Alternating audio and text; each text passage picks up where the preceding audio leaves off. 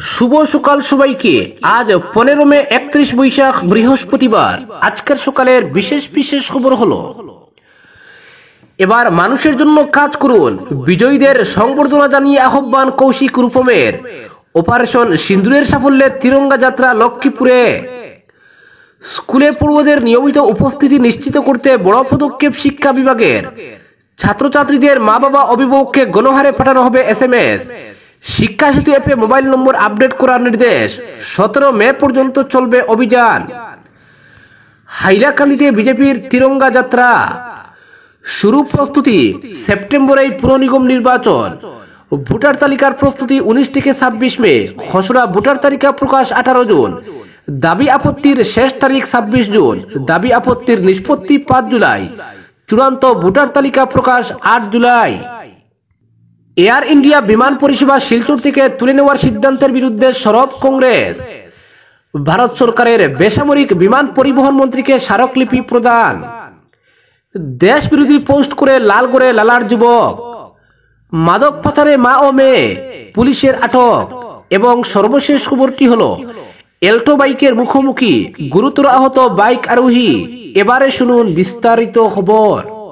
পঞ্চায়েত নির্বাচনে বিজয়ী দলীয় প্রার্থীদের সংবর্ধনা জানালো লক্ষ্মীপুর বিজেপি।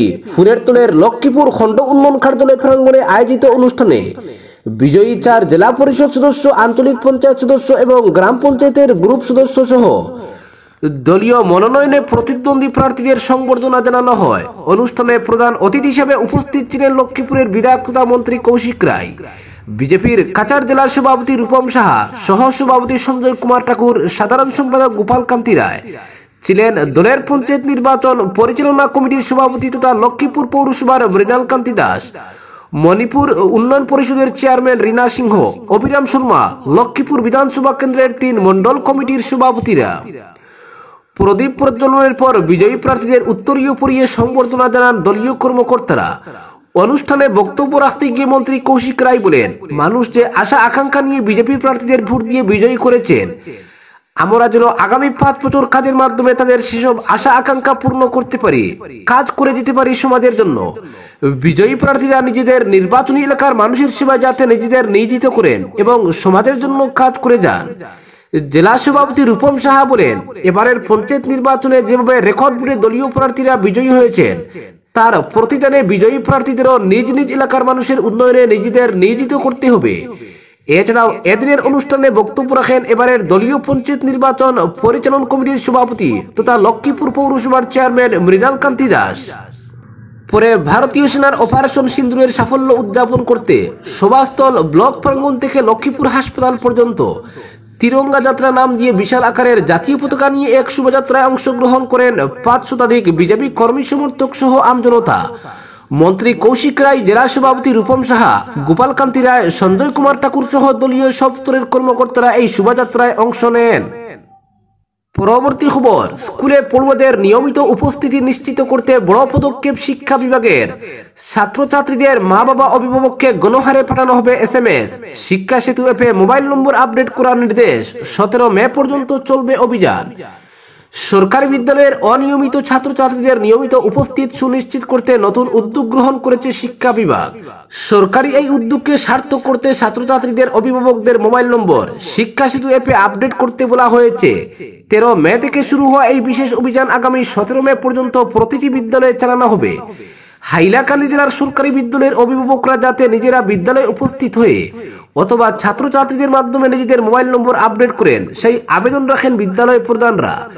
সমগ্র শিক্ষা আসামের পক্ষ থেকে প্রতিটি বিদ্যালয়ের উদ্দেশ্যে পাঠানো নির্দেশে বলা হয়েছে, স্কুলে ক্রমাগত অনুপস্থিত শিক্ষার্থীদের মা বাবা বা অভিভাবকদের SMS পাঠাতে চলেছে শিক্ষা বিভাগ। ছাত্রদের অনুপস্থিতি তার শৈক্ষিক অগ্রগতিতে বাধার সৃষ্টি করে বেশিরভাগ সময় লাগাতার অনুপস্থিতি ছাত্রছাত্রীদের স্কুলে থেকে ঝরে পড়ার দিকে নিয়ে যায়। এখন নিয়মিত উপস্থিতি বজায় রাখতে এবং শিক্ষার্থীদের উন্নত করতে শিক্ষার্থীদের মা বাবা বা অভিভাবককে বাল্ক SMS পাঠানো হবে। ফলে অভিভাবকদের মোবাইল নম্বর সঠিক হতে হবে বলা হয়েছে ওই নির্দেশে। পরবর্তী খবর, অপারেশন সিন্দুরের সফলতাকে সামনে রেখে ভারতীয় জনতা পার্টি হাইলাকান্দিতে একটি তিরঙ্গা যাত্রার আয়োজন করে বুধবার দুপুর শহরতলির টেম্পুর দত্তপাড়া থেকে এই যাত্রা শুরু হয়। বিজেপি কর্মীদের সঙ্গে এতে হাইলাকান্দির আমজনতাও অংশগ্রহণ করেন। জেলা বিজেপি সভাপতি কল্যাণ গোস্বামী, প্রাক্তন সভাপতি স্বপন ভট্টাচার্য, বিজেপি নেত্রী মন স্বর্ণকার, যুব মোর্চার সভাপতি ডক্টর মিলন দাস সহ শীর্ষ বিজেপি নেতারা এই তিরঙ্গা যাত্রায় অংশগ্রহণ করেন। জাতীয় পতাকা হাতে নিয়ে অপারেশন সিন্দুরে শহীদ সেনা জওয়ানদেরও এই উপলক্ষে শ্রদ্ধাঞ্জলি জানানো হয়। টেম্পু দত্তপাড়া থেকে শুরু হওয়া এই তিরঙ্গা যাত্রা মাটিজুরি গ্রামে এসে শেষ হয়। পরে জেলা সভাপতি গোস্বামী জানান যে হাইলাকান্দি জেলার প্রতিটি কোনায় অপারেশন সিন্দুরের সফলতাকে সামনে রেখে আগামী 10 দিন তিরঙ্গা যাত্রা অনুষ্ঠিত হবে। এই যাত্রার মাধ্যমে মানুষকে ভারতীয় সেনাবাহিনীর পরাক্রম ও প্রধানমন্ত্রী নরেন্দ্র মোদীর নেতৃত্বকে তুলে ধরা হবে। বিজেপির প্রতিটি মণ্ডলে অনুষ্ঠিত হবে তিরঙ্গা যাত্রা। পরবর্তী খবর, এল্টো বাইকের মুখোমুখি গুরুতর আহত বাইক আরোহী। চাঁদক্রিয়া খাটালতলি 308 নম্বর জাতীয় সড়কের পাতারকান্দির কুকিতল এলাকায় এক ভয়াবহ সড়ক দুর্ঘটনায় গুরুতর আহত হলেন এক বাইক আরোহী। দুর্ঘটনাটি সংঘটিত হয়েছে বুধবার দুপুর আনুমানিক 12টা নাগাদ। প্রাপ্ত খবর অনুযায়ী জানা গেছে এ সময় খাটালতলির দিক থেকে আসা TR04 C0655 নম্বরের একটি অল্টো গাড়ি পাথারকান্দির দিকে যাচ্ছিল। মেদলি পয়েন্ট এলাকায় পৌঁছাতেই বিপরীত দিক থেকে আসা দ্রুতগতির একটি বাইক নম্বর AS10G 5789 এসে সজোরে অল্টো গাড়িটির সামনে ধাক্কা মারে। ধাক্কাটি এতটাই ভয়াবহ ছিল যে বাইক আরোহী ছিটকে পড়ে গিয়ে গুরুতর আহত হন। দুর্ঘটনায় উভয় যানবাহনই ব্যাপকভাবে ক্ষতিগ্রস্ত হয়। দুর্ঘটনার খবর দ্রুত খাটালতলি পুলিশ ফাঁড়িতে পৌঁছায়। খবর পেয়ে ইনচার্জ SI রিন্টু গগৈর নেতৃত্বে পুলিশ দল সঙ্গে সঙ্গে ঘটনাস্থলে ছুটে আসে এবং আহত ব্যক্তিকে উদ্ধার করে দ্রুত হাসপাতালে পাঠায়। পুলিশ সূত্রে জানা যায় আহত বাইক আরোহীর নাম 21 বছর বয়সের সুনীল বাল্মীকি দাস। তিনি পাতারকান্দির কয়লাঘাট এলাকার বাসিন্দা। দুর্ঘটনাস্থল থেকে প্রাথমিক তদন্তের পর উভয় দুর্ঘটনাগ্রস্ত গাড়িকে পুলিশ ফাঁড়িতে নিয়ে যাওয়া হয়েছে। দুর্ঘটনার পর এলাকায় চাঞ্চল্য ছড়িয়ে পড়ে পুলিশ ঘটনার পূর্ণ তদন্ত করছে এবং দুর্ঘটনার প্রকৃত কারণ খতিয়ে দেখার খবর পাওয়া গেছে। পরবর্তী খবর, মাদক পাচারে মা ও মেয়ে পুলিশের আটক। মাদক পাচারে মা ও মেয়ে 3 কোটি টাকার মাদক সহ 2 জনকে আটক করল পুলিশ। বুধবার নিলামবাজার থানার ওসি নিশিরঞ্জন দাসের নেতৃত্বে শ্রীভূমি থেকে আগরতলা যাওয়ার পথে মা ও মেয়ে 2 জনকে আটক করা হয়। প্রায় 55টি সাবান কেস ভর্তি হেরোইন উদ্ধার করে পুলিশ। আটক করা হয় মঞ্জু দেবনাথ ও পুষ্প দেবনাথকে। তারা আগরতলা উদয়পুরের বাসিন্দা।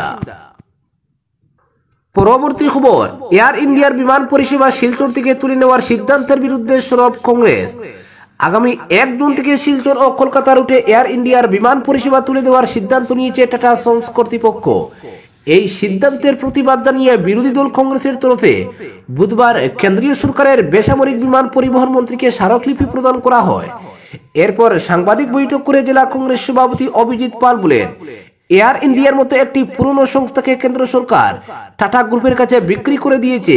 যে সংস্থা থেকে সরকার এটি কিনেছিল সেটি আবার বেসরকারি সংস্থার হাতে তুলে দিয়েছে সরকার। বর্তমানে বরাকে একটি উড়ান সংস্থা থাকবে, সেটি হলো ইন্ডিগো, এবং আগামীতে বিমান ভাড়া বৃদ্ধি করা হবে এবং সাধারণ মানুষ নানা সমস্যার সম্মুখীন হবেন। বিভিন্ন দিক বিবেচনা করে জেলা কংগ্রেস শিলচর কলকাতা এবং শিলচর গুয়াহাটি রুটে এয়ার ইন্ডিয়া বিমান পরিষেবা বহাল রাখার দাবিতে ভারত সরকারের বেসামরিক বিমান পরিবহন মন্ত্রীকে স্মারকলিপি প্রদান করে অতি সত্বর বিহিত ব্যবস্থা গ্রহণের আবেদন জানিয়েছেন। পরবর্তী খবর, সামাজিক মাধ্যমে দেশ বিরোধী মন্তব্য করে অবশেষে জেল হাজতে টাই হল লালার এক যুবকের নাম শাহিন আহমেদ মজুমদার। বাড়ি লালা থানার অধীন নিমাইচাঁদপুর প্রথম খণ্ডগ্রামে। দীর্ঘদিন ধরে আত্মগোপন করে থাকা এই যুবককে বুধবার ভোর রাতে কালাচুড়া পুলিশ নিতাইনগর গ্রামে অভিযান চালিয়ে গ্রেফতার করে থানায় নিয়ে আসে। পরে তাকে হাইলাকান্দি আদালতে তোলা হয়। আদালত তাকে জেল হাজতে পাঠায়। জানা গেছে কিছুদিন আগে শাহিন আহমেদ মজুমদার সামাজিক মাধ্যমে দেশ বিরোধী এক পোস্ট করে হাইলাকান্দি পুলিশের নজরে বিষয়টি আসে। পরে তার সন্ধান বের করে পুলিশ অভিযান চালায় নিমাইচাঁদপুর গ্রামে, কিন্তু পুলিশের অভিযান আজ করতে পেরে সে গা ঢাকা দেয়। কারাচুড়া পুলিশ তার বিরুদ্ধে লালা থানায় 37/2025 নম্বরে মামলা রুজু করে এই দেশদ্রোহীর সন্ধান চালাচ্ছিল, কিন্তু তাকে পাচ্ছিল না। মঙ্গলবার রাতে খবর আসে শাহিন নিতাইনগর গ্রামে তার আত্মীয়ের বাড়িতে আত্মগোপন করে রয়েছে।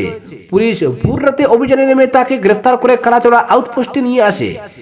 এখানে জিজ্ঞাসাবাদের পর তাকে বিকেলে আদালতে প্রেরণ করা হয়। আদালত তাকে জেল হাজতে পাঠায়। পরবর্তী খবর, পঞ্চায়েত বুট শেষ হওয়ার সঙ্গে সঙ্গেই বেজে উঠল শিলচর পুর নিগমের বহু প্রতীক্ষিত বুটের বাদ্যি। সেপ্টেম্বরে শিলচর পুর নিগমের নির্বাচন হচ্ছে। বুধবার থেকে এর প্রস্তুতিও আনুষ্ঠানিকভাবে শুরু করে দিল রাজ্য সরকার। এদিন রাজ্য নির্বাচন কমিশনের সচিব গীতার্থ বড়ুয়া এক বিজ্ঞপ্তি জারি করে এ মাসের 19 তারিখ থেকে ওয়ার্ড ভিত্তিক ভোটার তালিকা প্রস্তুতের প্রাথমিক কাজ শুরু করার নির্দেশ দিয়েছেন। চূড়ান্ত ভোটার তালিকা প্রকাশ করা হবে জুলাইয়ের 8 তারিখ।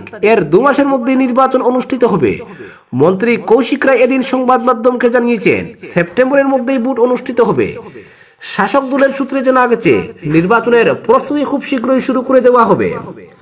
দিশপুরের একটি বিশ্বস্ত সূত্রে ইঙ্গিত পাওয়া গেছে, 8 জুলাই চূড়ান্ত ভোটার তালিকা প্রকাশ হওয়ার 2 দিন পর অর্থাৎ 10 জুলাই নির্বাচনের বিজ্ঞপ্তি জারি করা হতে পারে। সূত্রটির আরো ইঙ্গিত, 12 সেপ্টেম্বর শিলচর পুর নিগম নির্বাচন অনুষ্ঠিত হবে। প্রসঙ্গত, নবগঠিত পুর নিগমে মোট ওয়ার্ডের সংখ্যা 42টি, ভোটারের সংখ্যা আনুমানিক 4,40,000। এর আগে 28টি ওয়ার্ড নিয়ে যে পৌরসভা ছিল, সেটির ভোটার সংখ্যা ছিল 2011 সালের সেন্সাসের ভিত্তিতে 1,72,830।